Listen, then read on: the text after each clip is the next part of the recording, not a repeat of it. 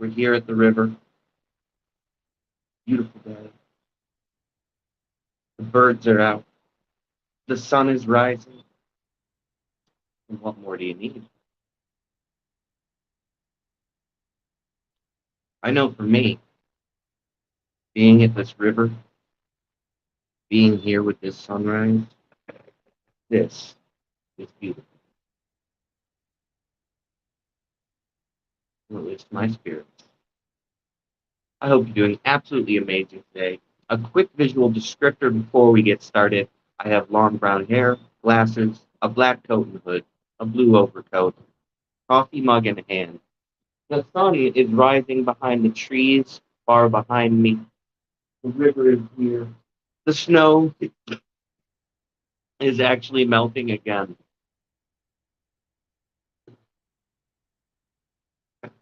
What are you going to do?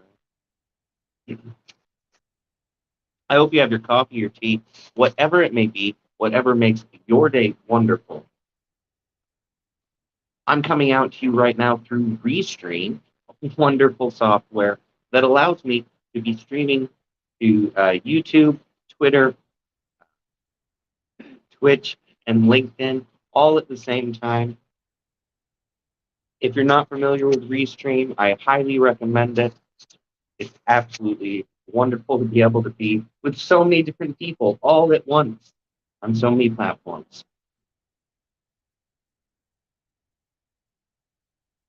Get your cuppa in hand.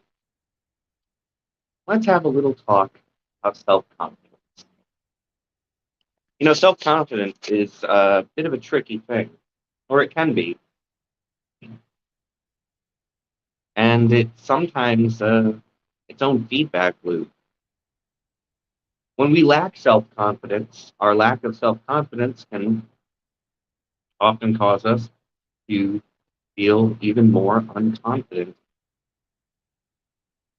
which can in turn lower our self-confidence more. It's kind of funny how it works. You feel insecure. We can. And that insecurity can make us feel less capable than we are. And it becomes a self-fulfilling prophecy of sorts. We don't feel confident, therefore we are insecure, therefore we feel incapable. And because we feel incapable, we don't perform as well as we should, making us feel more insecure, more lacking in self-confidence. It's not a good feeling, and it's not a good way to go about life, but it happens so naturally. Now, I will say the inverse of this is also true. As you build your self-confidence, you feel more secure, and therefore you feel more capable, and because you feel more capable, you do better. And because you do better, your self-confidence improves. And these wonderful little loops, as they are, they can really influence how well we perform and how far we can go on our own journey.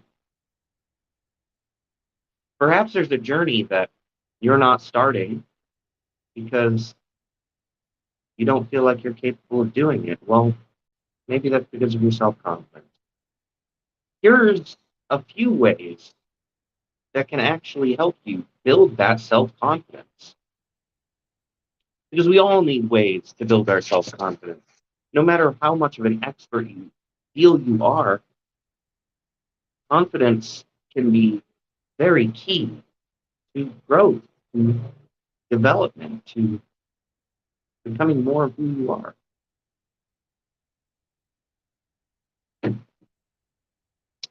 And the first thing that I'm going to put forward that you can do to build your own self-confidence is stop or try to stop doing things simply because others think you should be doing.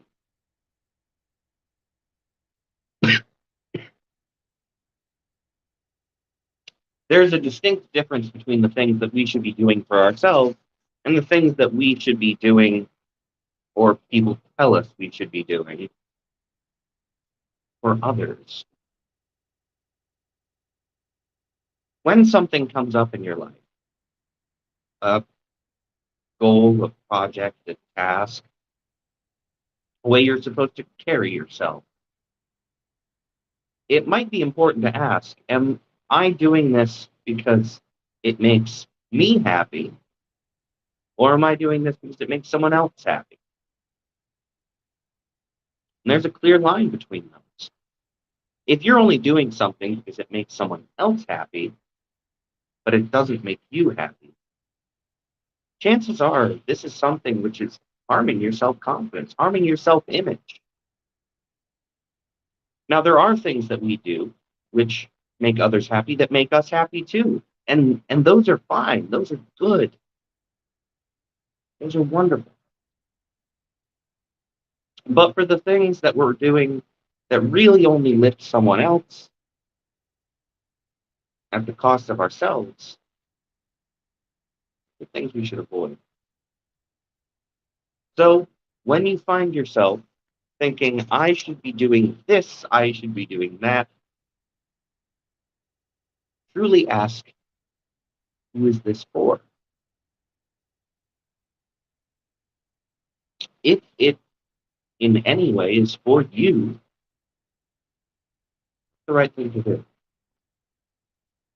But if it's not at all for you, if it does nothing to feed your heart, your mind, your happiness, maybe it's not. Maybe it's helping push down self-confidence.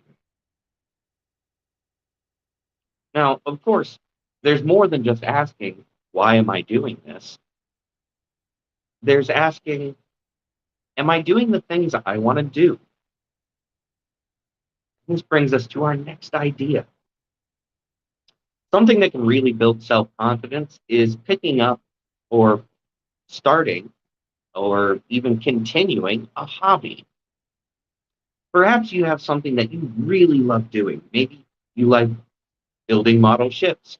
Maybe you like writing poetry. Maybe you like painting. But perhaps there's this little voice, which may or may not be fueled by real voices in your life, that might tell you that it's a waste of time or that you're no good at it. I encourage you to block all of those voices, whether they're internalized or externalized. If you enjoy doing it, pardon me, if it makes you happy, if it's something that fulfills you, by all means do it. Whatever that hobby is, whatever that skill is, whatever that personal activity is, do it. You want to go to a dance class because you want to do this, well, embrace that. That's something you want to do. If you want to paint with watercolors or write a blog, no matter what anyone else says, do that. Do that thing for yourself. Something that can, again, hamper our self-confidence is not embracing the things that we want to do because of what others might think or say. So no matter what it is, if there's a hobby out there that you enjoy, you do it. You should do it and do it without listening to any criticism or negativity. Listen to your own heart, your own drive. Pick up that hobby. Sew that dress. Make that sculpture. Assemble that puzzle or that little model ship. It doesn't have to be great. It just has to feel great. Trust me, you'll be a lot happier and you'll be more self confident and you'll have more of you and your own voice by leaning into this. And now, just one more thing that you can do for your self confidence: give back. This doesn't have to be a grand gesture, and it doesn't have to be a selfless gesture.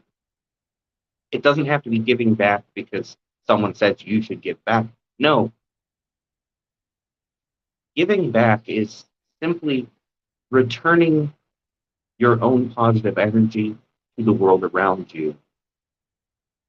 So whether you donate to a charity or volunteer your time at a local rescue or something of that nature, or whether you simply create something that you distribute perhaps for free, acts of giving back can have a wonderful, positive internal impact. It frees you from the constraints of having to worry about the way these actions will be interpreted or the stresses of thinking that you have to be doing something that productively benefits yourself. We don't always have to do things that directly benefit ourselves. Now, I know that this goes slightly counter to my first statement today. However, giving back is entirely different. It's entirely different because giving back is a return of positive energy, a return of what you earned and gained and learned. And it can be as simple as simply donating clothes to a local shelter or a local thrift shop, or it could be as big as a large donation of money.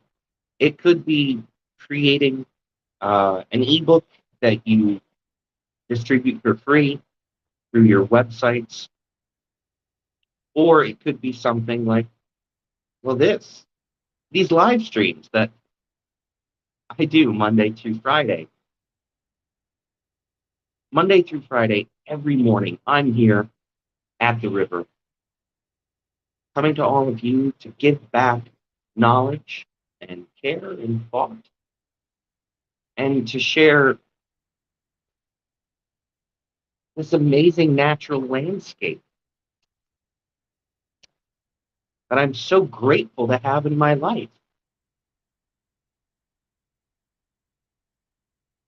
In doing this, I not only get to give back to all of you, but there's also this feeling of warmth, of fulfillment, of joy.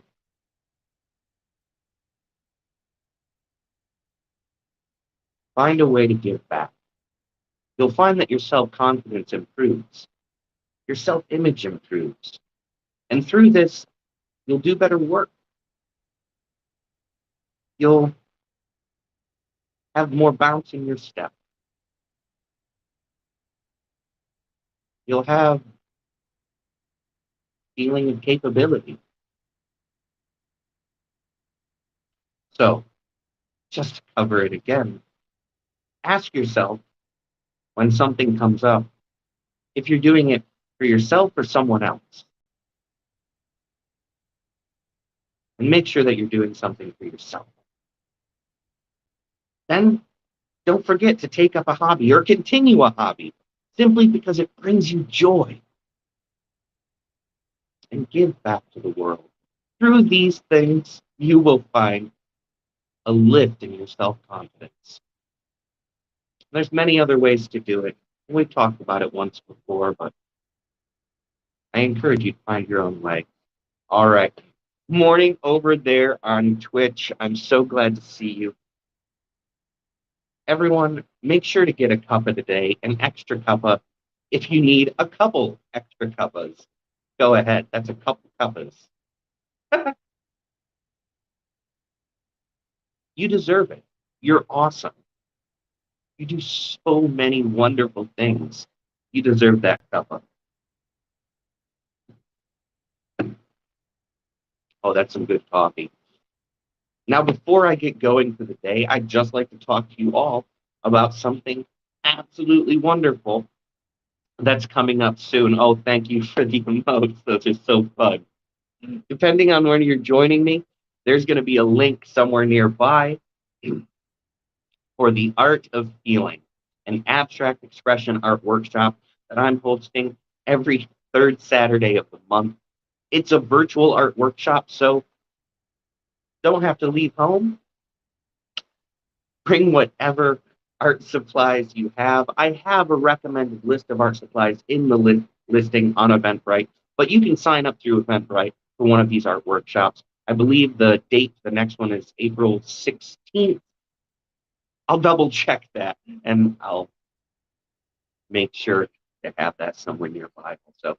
But from 11 a.m. Eastern Daylight Time to 2 p.m. Eastern Daylight Time, we'll be together to explore feeling, expression, abstract art. We'll have conversations about art. Now, you can, of course, have your camera on and your microphone on, or you can leave them both off for the entire thing. Feel entirely comfortable in whatever way you want to participate if you sign up. But we're all going to get a chance to paint together. We'll go over some techniques and some things that can be done and ways to express our feelings. And we'll talk about feelings. They're so powerful. No matter what art supplies you have, though, bring anything. As long as you have something to paint with, something to paint on, and some paint, that's all you need. Of course, you can sign up to any single one of them, as many as you want, or as few as you want, or just share it with others, because perhaps you know someone who would like to attend one of these workshops. I would like to say thank you so much to all of you for being here again, for sharing this beautiful view here. Oh, now we have some great emotes in the chat. Thank you so much. I wish you all the most beautiful day. Happy day. A wonderful couple. But I'm going to be getting out of here. So I want you to take care, be well, be excellent, my friends. And I'll see you all again real soon. Bye, everybody. Have a wonderful day. A wonderful